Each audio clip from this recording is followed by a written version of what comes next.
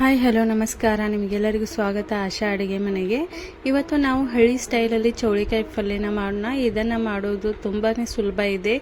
ಇದಕ್ಕೆ ಮಾಡಲಿಕ್ಕೆ ಕೂಡ ತುಂಬಾ ಕಡಿಮೆ ಸಾಮಗ್ರಿಗಳು ಬೇಕಾಗುತ್ತೆ. ಅದರ ಟೇಸ್ಟ್ ಮಾತ್ರ ತುಂಬಾ ಟೇಸ್ಟಿ ಆಗಿರುತ್ತೆ. ಒಂದ್ಸತಿ ಟ್ರೈ ಮಾಡಿ. ವಿಡಿಯೋ ಸ್ವಲ್ಪವಾದರೂ ಇಷ್ಟವಾದರೆ ಲೈಕ್ ಮಾಡಿ, ಶೇರ್ ಮಾಡಿ, ಸಬ್ಸ್ಕ್ರೈಬ್ ಮಾಡೋದನ್ನು ಮರಿಬೇಡಿ. ಹಾಗಾದರೆ ಇದನ್ನು ಯಾವ ರೀತಿ ಮಾಡಬೇಕು ಅನ್ನೋದನ್ನು ನೋಡೋಣ.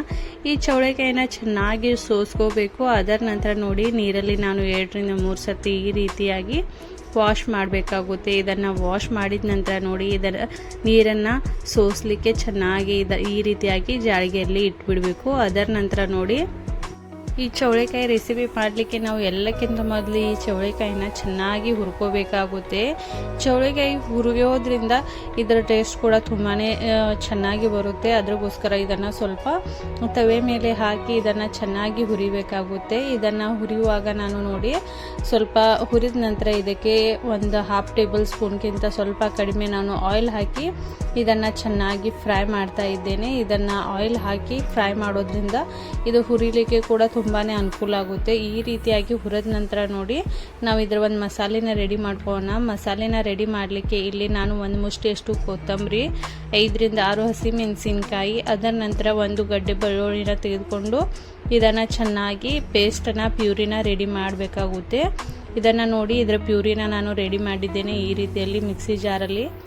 ಇದರ ನಂತರ ನೋಡಿ, ಒಂದು ಪಾತ್ರೆಯಲ್ಲಿ ನಾವು 2 ಟೇಬಲ್ ಸ್ಪೂನ್ ಅಷ್ಟು ನಾವು ಆಯಿಲ್ನ ಹಾಕಿ ಇದನ್ನು ಸ್ವಲ್ಪ ಚೆನ್ನಾಗಿ ಬಿಸಿ ಆಗಲಿಕ್ಕೆ ಬಿಡಬೇಕು. ಅದರ ನಂತರ ನೋಡಿ, ಕರಿಬೇವು ಸೊಪ್ಪು ಹಾಕಿ ಅದಕ್ಕೆ ನಾನು 1 ಈರುಳ್ಳಿನ ಕಟ್ ಮಾಡಿ ಹಾಕಿದ್ದೇನೆ.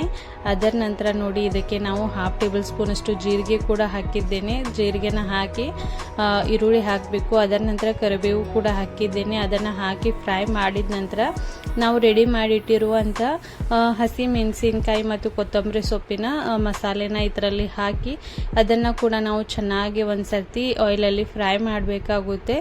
ಈ ರೀತಿಯಾಗಿ ಒಂದು 30 ಸೆಕೆಂಡ್ವರೆಗೂ ಇದು ಚೆನ್ನಾಗಿ ಫ್ರೈ ಆದ ನಂತರ ನೋಡಿ, ಇದಕ್ಕೆ ನಾವು ಚೌಳಿಕಾಯಿನ ಹಾಕಬೇಕು. ಅದಕ್ಕಿಂತನೂ ಮುಂಚೆ ನಾನು ಇಲ್ಲಿ ಅರಿಶಿನ ಪುಡಿನ ಹಾಕೋದನ್ನು ಹೇಳೋದನ್ನು ಮರ್ತಿದ್ದೆ. 1/4 ಟೇಬಲ್ ಸ್ಪೂನ್ ಅಷ್ಟು ನಾವು ಇಲ್ಲಿ ಅರಿಶಿನ ಪುಡಿನ ಹಾಕಿ ಇದನ್ನು ಚೆನ್ನಾಗಿ ಒಂದು ಸರ್ತಿ ಫ್ರೈ ಮಾಡೋಣ. ಈ ರೀತಿಯಾಗಿ ಫ್ರೈ ಮಾಡಿದ ನಂತರ ನೋಡಿ, ಇದಕ್ಕೆ ನಾವು ಚೌಳಿಕಾಯಿನ ಹಾಕಬೇಕಾಗುತ್ತೆ. ಇಲ್ಲಿ ಚೌಳಿಕಾಯಿನ ಹುರಿದಿದ್ವಲ್ವ, ಇದಕ್ಕೆ ಹಾಕಿ ಇದಕ್ಕೆ ನಾವು ರುಚಿಗೆ ತಕ್ಕಷ್ಟು ಉಪ್ಪನ್ನು ಹಾಕಬೇಕು. ಅದರ ನಂತರ ನೋಡಿ, 1/2 ಟೇಬಲ್ ಸ್ಪೂನ್ ಅಷ್ಟು ನಾನು ಧನಿಯಾ ಪುಡಿನ ಕೂಡ ಹಾಕ್ತಾ ಇದ್ದೇನೆ. ಧನಿಯಾ ಪುಡಿನ ಹಾಕಿದ ನಂತರ ನೋಡಿ, ಇದನ್ನು ಚೆನ್ನಾಗಿ ಒಂದು ಸರ್ತಿ ಮಿಕ್ಸ್ ಮಾಡ್ಕೋಬೇಕು. ಈ ರೀತಿಯಾಗಿ ಚೆನ್ನಾಗಿ ಮಿಕ್ಸ್ ಮಾಡೋದ್ರಿಂದ ಚೆನ್ನಾಗಿ ಮಿಕ್ಸ್ ಆದ ನಂತರ ನೋಡಿ, ಇದಕ್ಕೆ ನಾವು 1 ಕಪ್ ಆಗುವಷ್ಟು ನೀರನ್ನು ಹಾಕಬೇಕಾಗುತ್ತೆ. ಅದೇ ಮಿಕ್ಸಿ ಜಾರಲ್ಲಿ ನಾನು 1 ಕಪ್ ಆಗುವಷ್ಟು ನೀರನ್ನು ಹಾಕಿದ್ದೆ. ಈ ನೀರನ್ನು ಇದಕ್ಕೆ ಹಾಕಿ ಚೆನ್ನಾಗಿ ಇದನ್ನು ಬಾಯ್ಲ್ ಆಗಲಿಕ್ಕೆ ಬಿಡಬೇಕು. ಅಂದರೆ ಚೆನ್ನಾಗಿ ಇದು ಕುದಿ ಬರಬೇಕು. ಇದರ ನೀರು ಕಂಪ್ಲೀಟಾಗಿ ಕಡಿಮೆ ಆದ ನಂತರ ನೋಡಿ, ನಾವು ಗ್ಯಾಸ್ನ ಆಫ್ ಮಾಡಬೇಕಾಗುತ್ತೆ. ಇಲ್ಲಿ ನೋಡಿ, ಚೆನ್ನಾಗಿ ಚೌಳಿಕಾಯಿ ಒಣಗಿ ಕೂಡ ಬಾಯ್ಲ್ ಕೂಡ ಆಗಿದೆ.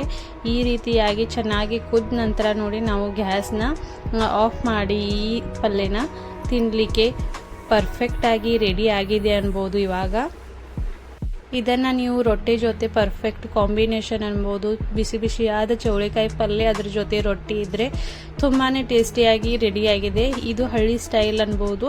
ತುಂಬಾ ಈಸಿಯಾಗಿ ತುಂಬ ಕಡಿಮೆ ಸಾಮಗ್ರಿಯಲ್ಲಿ ಈ ಚೌಳಿಕಾಯಿ ಒಣಗಿ ಕೂಡ ರೆಡಿಯಾಗಿದೆ. ಇದೇ ಥರ ಹೊಸ ವಿಡಿಯೋಗಳನ್ನು ನೀವು ನೋಡ್ಬೇಕಂತ ಇದ್ದರೆ ನನ್ನ ಚಾನೆಲ್ನ ಲೈಕ್ ಮಾಡಿ, ಶೇರ್ ಮಾಡಿ, ಸಬ್ಸ್ಕ್ರೈಬ್ ಮಾಡೋದನ್ನು ಮರಿಬೇಡಿ. Thanks for watching this video. Thank you so much.